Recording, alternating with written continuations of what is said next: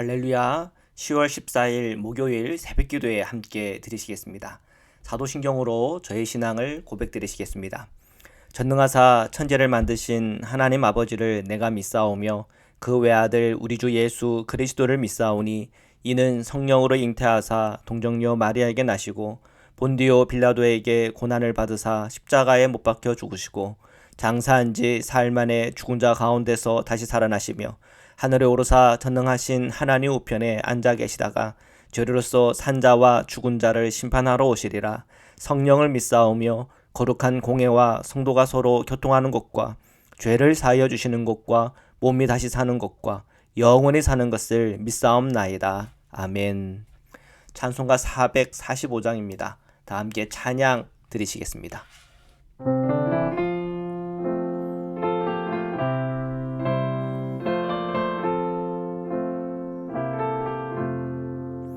대산을 넘어 험곡에 가도 빛 가운데로 걸어가면 주께서 항상 지키시기로 약속한 말씀 변치 않네. 하늘의 영광 나의 맘속에 차고도 넘쳐 할렐루야를 힘차게 불러 영원히 주를 찬양하리. 캄캄한 밤에 다닐지라도 주께서 나의 길 되시고 나에게 밝은 빛이 되시니 길 잃어버릴 염려 없네. 하늘의 영광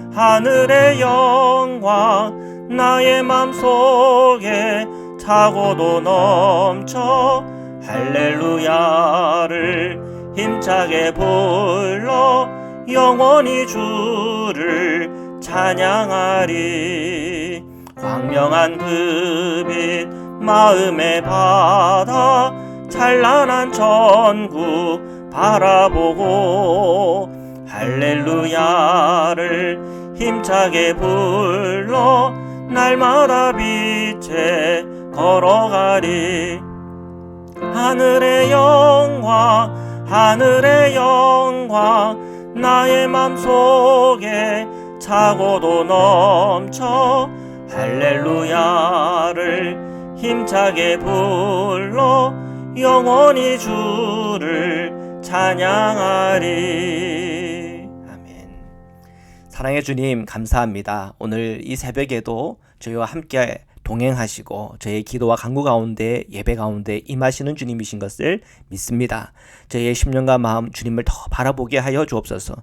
주님 말씀을 펼쳐 읽을 때 묵상할 때 그 말씀 받을 때 그 말씀을 통해 주님의 마음을 알게 하시고 그 말씀을 통해 오늘도 우리에게 주시는 주님의 음성 따라 살아가는 기쁨과 은혜와 또한 주님의 그 복이 함께하게 하여 주옵소서. 거룩하신 예수 그리스도의 이름으로 기도드립니다. 아멘.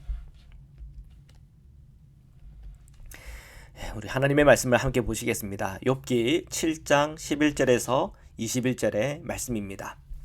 그런즉 내가 내 입을 금하지 아니하고 내 영혼의 아픔 때문에 말하며 내 마음의 괴로움 때문에 불평하리이다. 내가 바다이니까 바다 괴물이니까 주께서 어찌하여 나를 지키시나이까. 지금 욥은 제 앞에 친구의 그 말을 듣고 굉장한 사실은 좀 서운한 감정이 생긴 게 사실입니다. 욥이 뭔가 잘못을 한 게 있기 때문에 하나님의 심판 안에 있는 게 아니냐. 너가 죄를 자백하고 해야 한다. 뭐 이런 식으로 가르치는 투로 얘기를 하다 보니 이 욥의 마음이 상한 거죠. 욥이 지금 필요한 것은 위로지 뭔가 가르치는 것이 아니라는 거죠. 그러면서 이 시리에 빠진 사람, 낙심에 빠진 사람의 말이라고 하는 것은 바람과 같은 것이다. 그 바람과 같은 것에 뭘 이렇게 뭐가 잘못됐니 맞니 아니니 그런 얘기 왜 하냐는 거죠. 이것은 지극히 바람 같은 말, 정말 속이 상하고 마음이 아프고 그러니까 하는 말이다. 죽고 싶다 하는 사람들 많아요. 근데 그 가운데 정말 죽는 사람은 뭐 정말 적습니다. 그런 일은 사실 없어야 되겠죠. 그런데 그냥 입버릇처럼 뭐 죽고 싶다. 또는 뭐 이제 부부 생활을 하시는 분들 가운데 자매들이 좀 이런 말을 잘하는데 뭐 이혼하면 좋겠다. 자, 그만큼 힘들다는 얘기를 하는 겁니다. 시리와 낙심에 빠진 사람들의 말이라고 하는 것은 바람과 같다는 거예요. 자, 그런 이제 근거를 가지고 11절에 그런즉 내가 내 입을 금하지 않겠다. 이 바람 같은 말이라도 실컷 하면서 내 속이라도 풀어야 되겠다고 하는 이 욥의 마음이 담겨져 있는 겁니다.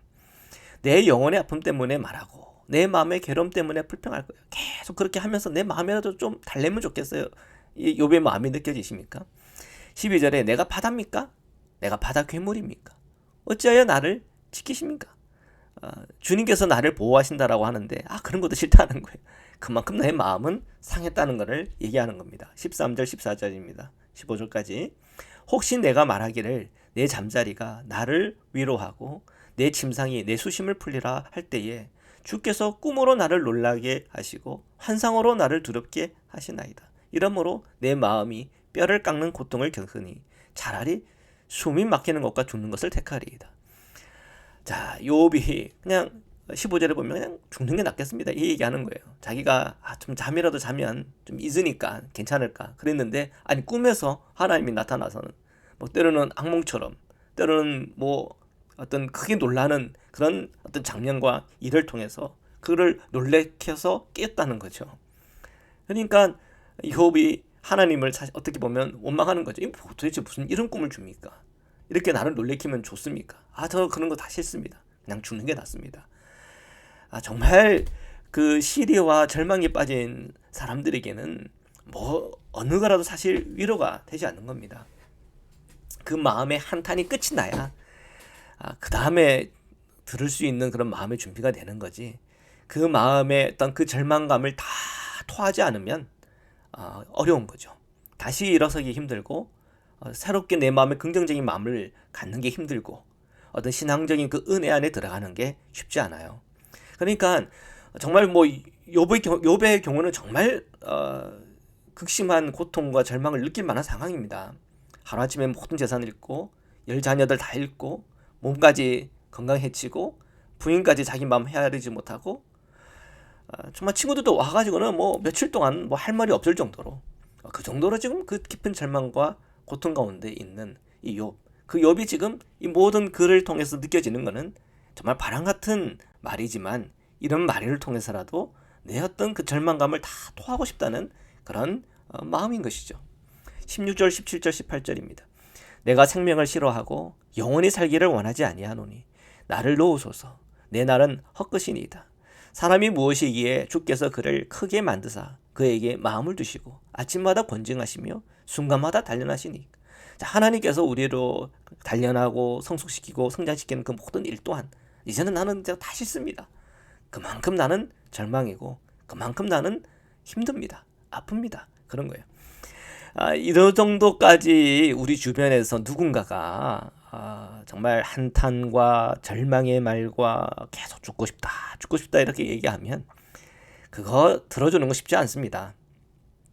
여러분 만약에 그런 걸 경험해봤다면 더 그것을 느끼실 거예요. 부정적인 말이라고 하는 것은 본인뿐 아니라 그 주변 사람까지 그런 부정적인 감정을 흘러보내는 거거든요. 그러니까 그런 말을 내가 들을 자신이 없다 그러면은 좀 전문적인 어떤 상담가가 붙어야 되는 거죠.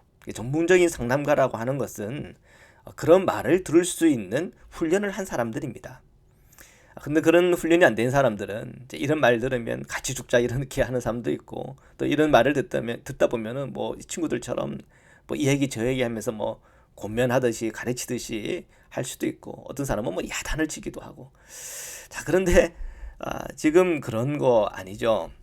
지금 그만큼 욥은 절망과 고통과 아픔 가운데 있다는 것이고 지금 욥은 지금 오늘 이 모든 내용들처럼 그렇게 토해내야 되는 시간이고 상황인 것입니다. 이런 만약에 이런 절망 가운데 빠진 분들이 주변에 들어줄 사람이 없다. 그러면 어떻게 하면 될까요? 그때는 글을 쓰면 됩니다. 글을 써야죠. 나의 심정, 나의 고통, 나의 아픔을 글로 다 쓰는 겁니다. 쓰다 보면은 또 글쓰기를 통해 주시는 치유가 있습니다. 욥이 만약에 이 내용들에 대한 자기가 글을 남겼다 그런다면 아마 욥이 이런 글을 써가면 가운데에 그의 마음에 어떤 힐링 포인트들이 있었을 것 같아요. 사람은 어떤 사람이든 어떤 고통과 어떤 아픔이든 그것을 토해내야 됩니다. 그건 마치 고름과 같은 것인데 이런 몸에 염증이 생기고 고름이 잡히면 그 고름을 짜야죠. 그죠? 근데 그것을 짜지 않고 그냥 냅두면 뭐 자연적으로 치유할 수도 있어요. 그 몸이 건강하면. 근데 그렇지가 않으면 그것 때문에 폐혈증이 온다든지 할 경우는 더 큰 문제가 생기는 것 아닙니까? 지금 어떻게 보면 욥이 그 고름 짜는 시간을 갖는 거예요. 자, 그런 것을 주변 사람들 보면 더러워 그럴 수도 있어요. 그런데 의학적인 지식이 없기 때문에. 그런데 의학적인 지식이 있는 사람은 그런 고름을 보고 더럽다고 생각하지 않아요. 그것은 지금 몸에 있는 염증과 그리고 백혈과 싸워서 나오는 이 전쟁의 결과물이야. 그래서 이런 것이 이제 짜내면 되는 거고, 또 거기에 다시 소독하면서 이 면역 시스템을 좀 좋게 하기 위해서 이런 때로는 항생제를 먹기도 하고 또 면역에 좋은 음식들을 섭취하면 되는 거야. 이렇게 전문적으로 대답을 해줄 수가 있는 거죠.